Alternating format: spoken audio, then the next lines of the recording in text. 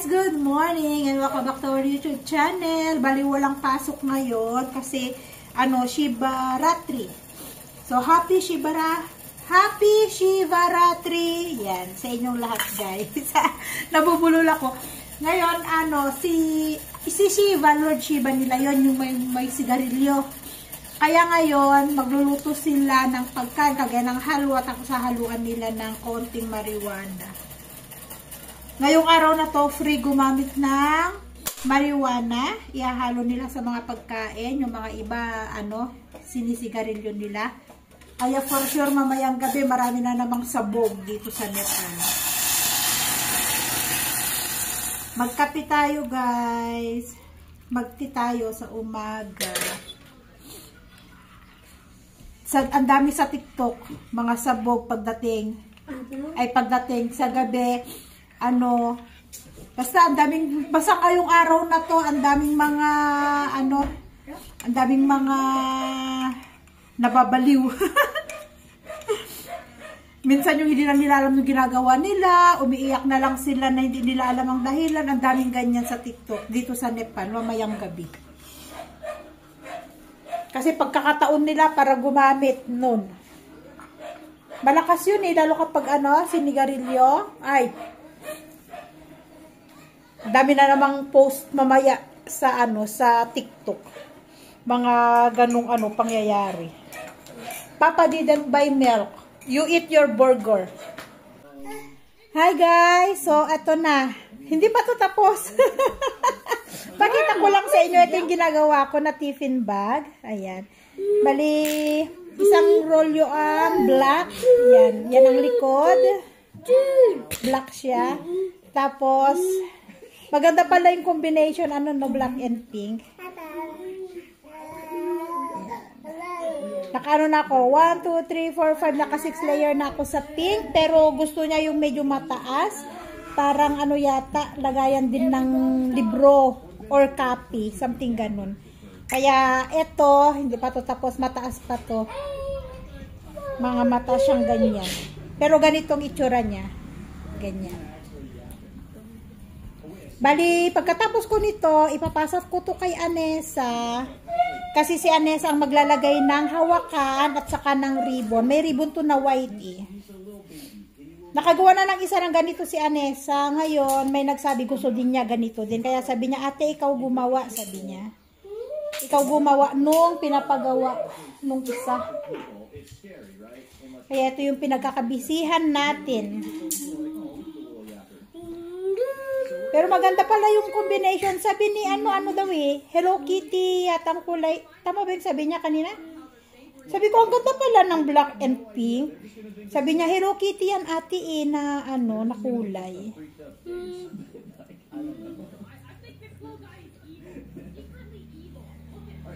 So, walang pasok. Nasabi ko na kanina, Kaya nandito si Asher, saka si Tonton. Si Tonton, ayan, naglalaro. Gumagapang, maglalaro mag-isa. Si Asher naman, ayan, nanunood. Di ko alam kung anong pinapanood ng batang to, Minecraft. Pinapanood niya. Tapos ang nanay, busy naman magganchilyo. So, habang ito muna yung gagawin ko. Iiwanan ko to kay Anessa Kasi hindi ko alam kung kailan niya ibibigay sa may-ari nito. Kasi 'di ba alis kami. Sabado ng gabi pa kami makakabalik para maitapos. Sana maitapos ko hanggang bukas. Kasi yung pink, 3 rolyo ang pink Kasi double yan yung ginagamit namin. So, 6. Saan na yung isa? 6 na ganito magkapares. Ay, 3 ganito na magkapares. Yung gagawin ko. Ay, yung magagamit ko. Kaya, diba? Baunan. Gagawan ko din si Asher. Nakagawa na ako kay Asher. Nakagawa na ako nung base nung kay Asher. Brown ang base nung kay Asher. Red naman yung kasunod niya, tapos light blue. Yun yung gagawin ko kay Asher. Kasi magagamit yun ni Asher pag nag-grade 1. Kasi babaunan ko siya. Pag pumasok na siya ng grade 1, magbabaon na yan. Kasi ang pagkain sa kantin ay momo, chow mein, ganon. Puri tarkari. Ganyan yung pagkain sa samosa. Pagkain sa kantin ng school dito. Kaya, baunan ko na lang si Asher para makakain din siya ng prutas. May prutas din siya. Ganyan, spaghetti. Gusto niya pasta daw. Kaya sabi ko, pwede. O di kaya lutuan ko siya ng banana cake, baon niya. Parang yung ginagawa ni Ruth, ang ginagawa ni Ruth, puto, ganyan. Yung niluluto niya, baon ng mga anak niya papuntang school. Kaya kailangan din ni Asher ng baonan pag nag-grade 1. So, ayan guys yung ginagawa ko. Nakakalahati na. Kalahati pa lang to guys. Meron pa. Isang ganito pa. Isang ganito kalaki pa. Ang idadagdag dito. Ganyan. Magkasya ang yung magkasya daw ang isang copy. Yan. Yan. So, kalahati pa lang nung copy. So, may isang ganito pa.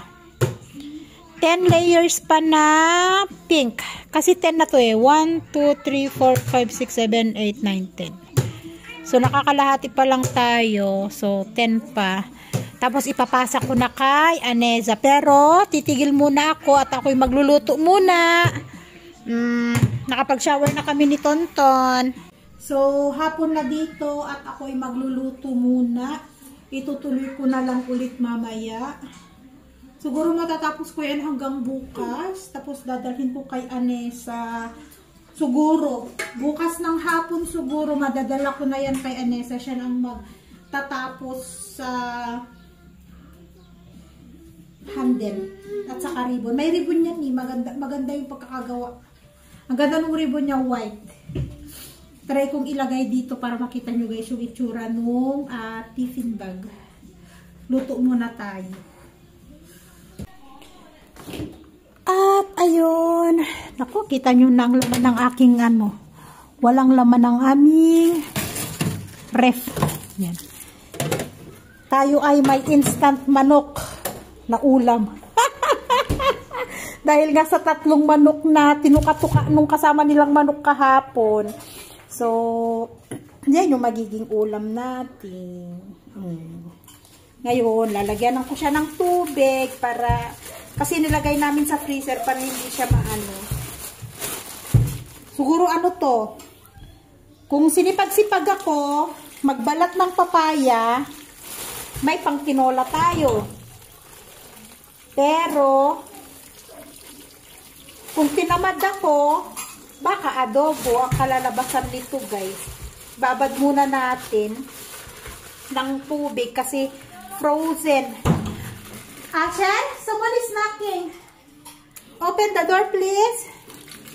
May tao. Hajur.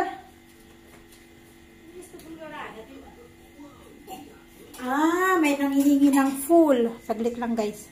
So, ayan, may nanghingi ng halaman. Nanghingi sila ng snake plant. Yung maliliit na snake plant ko. At saka yung mahaba. Yung mga halaman na galing kay kay Marvy dati. Yun, may nanghingi. Di ko alam kung sino na padaan lang. Tapos nakita nila nga na may snake plant. Yung binigyan ko ng 2 puno. Tapos 1 puno nung mahaba. Maganda yun kapag winter talagang siya. So, ayan. Tanan. Antayin lang natin yung ating manok at tayo magluluto na. Pero, enough na. Then after you will make tea on the bed. No. No. Enough juice. Gusto niya yung lemon juice. Lemon juice siya. Yan ko ng ating video for today. Thank you again for watching, guys. See you in our next vlog. Bye everyone and God bless us all. Bye-bye na anak ko. Bye-bye.